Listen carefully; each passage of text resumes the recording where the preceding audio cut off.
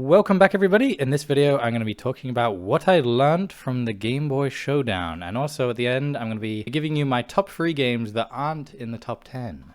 I know I have been absent for 2 weeks. I've been in bed with a cough, so I'm sorry if my voice still is a bit weird. But yeah, we're going to start off here with the main thing I learned is that I think I should take more risks in my games, especially if it's only for a 1-week game jam. Obviously my intention with this was to make a story-based game, much like my original first ever game, A Western Ballad.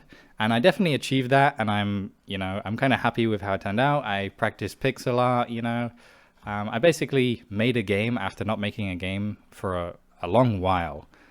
So I'm proud of myself for that, but thinking about like the score, if I look on the thing here, I go down to mine.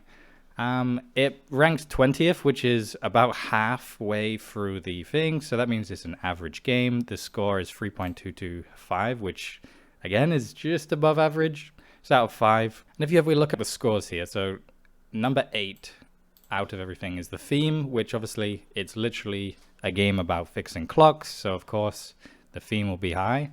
The sound and music is 13th, and that just basically means I made music, because obviously it is quite hard to make music for the Game Boy, and I did it, and there's music throughout the entire game, which is definitely a struggle if you're a new person, so that's understandable. Game design 13th. I'm actually kind of surprised at that, because maybe I'm not. Maybe I know that that's one of my strengths, because I always polish a lot of what I do. And that isn't necessarily a good thing, the fact I polish. I tend to spend a lot of time polishing, and I start polishing very soon, and that goes against the idea of experimenting, especially in the 7-day game jam. And obviously I made it so every time you try and do something that you can't do, it basically hints to you that you should be doing something else, and it like doesn't let you do things that you can't do, basically. So it is very like kind game design, which makes sense that it's 13th. Overall is obviously 20th, but that's just a average based on all of the other stats against everybody else's. Graphics, 21, and I think that's been mainly because it's very predictable. Like this is how Game Boy or Game Boy Studio games look, and my intention wasn't to go crazy. It was just to make a story and then just work as quickly as I can outside of the story in order to get the story done, right? Innovation and originality, I'm surprised that it's even 25th. Mainly, like I said, it is just a GB Studio game. It's not really that crazy. And then gameplay of fun, 27th. Again, it's less than halfway, so it's not that fun. It's just a story game where you walk around and then fix a clock. It's not that crazy. Like there are definitely games above me and below me that are way more fun than this. For example, let's just look at the number 1. I really liked this game. I actually am kind of surprised at the order of this stuff. Like I would have thought that this one would have been the top, just because it's so polished and also fun and also just like great game design and music. But I'm glad that All Alone Games managed to take the top spot. I know that he's been, not in first a few times, so I'm glad he finally got it, which is nice. And these other games are just like this game here is a story game, and it's just better than mine, because it has it's like tighter gameplay, and also at the very end it has like a strong message I think it changes the message depending on how you've played. So it's really smart, really good. And yeah, Decline, another great game, like awesome story and everything. This Shaman Dojo, I think it's just like a demo or prototype kind of thing, but what is there is very impressive. The art is amazing. I love the colors. This Songbird one is obviously an actual music game, which is very impressive. This Low Battery one has very nice graphics, and the gameplay is very simple, so you can easily understand what you need to do. This Wormhole one I think is actually amazing. I think it wasn't made in Game Boy Studio. It was actually programmed in GBDK, I believe. I think so. And just looking at it, let's have a little go.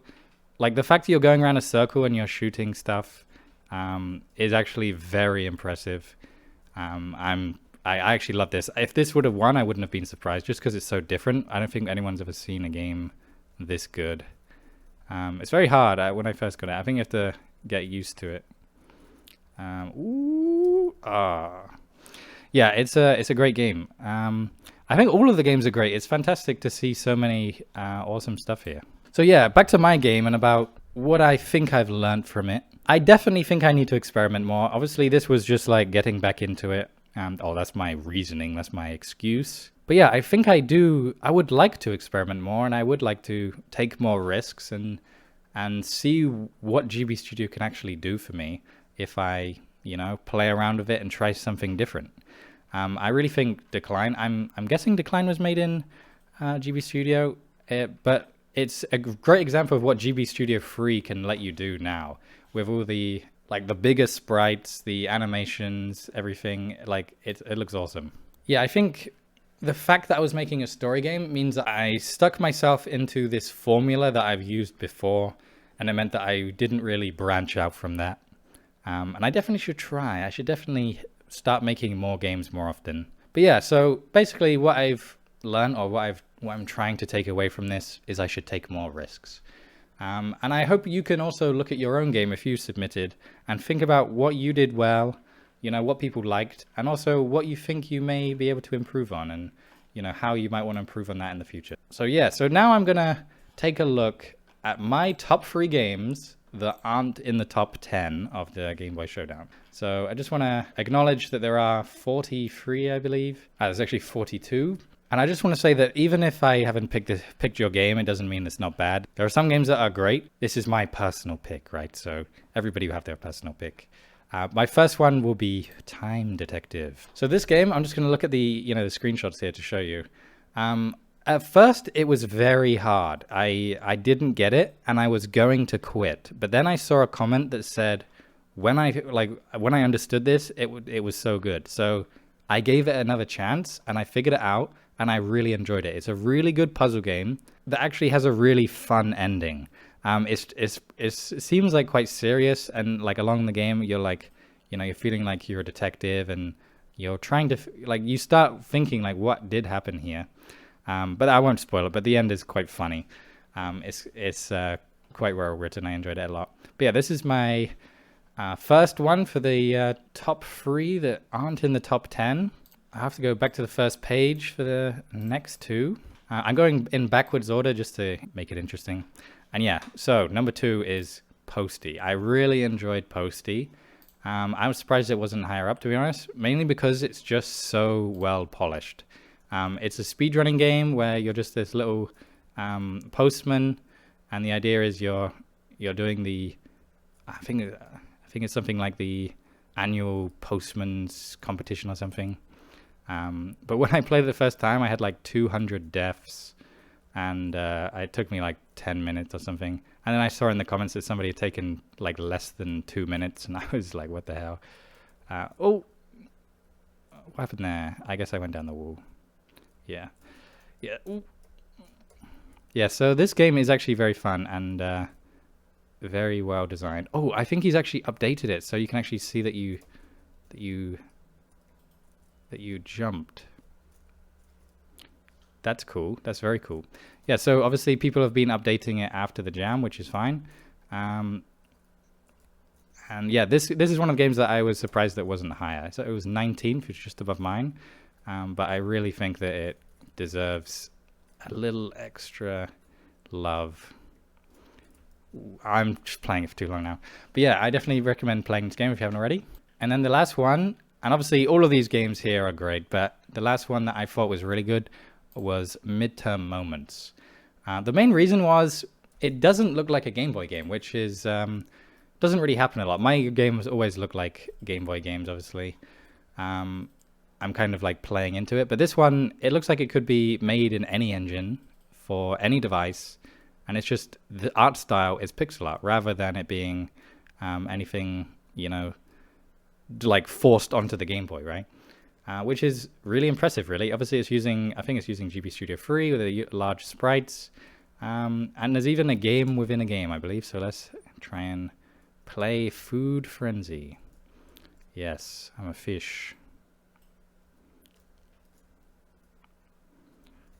Okay, I'm already too engrossed. But yeah, so yeah, all of these games are impressive, and even if you didn't get into my top 3 of the games outside of the top 10, doesn't mean your game isn't good. Obviously, I enjoyed a lot of the games. I didn't really comment on many. I only commented on the ones that I thought, for example, that Time Detective one, where I had only given it a second chance because somebody else had, basically said. So I obviously joined in and tried to encourage people to play it. But yeah, I recommend playing all the games. All of the games are great. Some are obviously better than others. That's why there's a ranking. But yeah, let me know what you thought your top 3 out of the top 10 were. Obviously, the thing about having a public vote means that it's all based on opinion anyway, so don't feel too bad if yours is near the bottom or something, especially if it's your first game. That's nothing to compare yourself to, right? These people have made a lot of games before at the very top here. Just keep working it and you'll eventually get up here, as everybody does. So yeah, I'll put my patrons up on the screen right now. Thank you very much to you guys. I think I'll be making a video this week about my future plans for the Patreon and also this YouTube channel. I know I've taken 2 weeks off and I'm feeling a lot better now. And I've had a lot of time to think about, what I enjoy, what I want to do. And I'm hoping those insights will be interesting. I want to obviously refactor my Patreon. I'll make a full video on that when I do.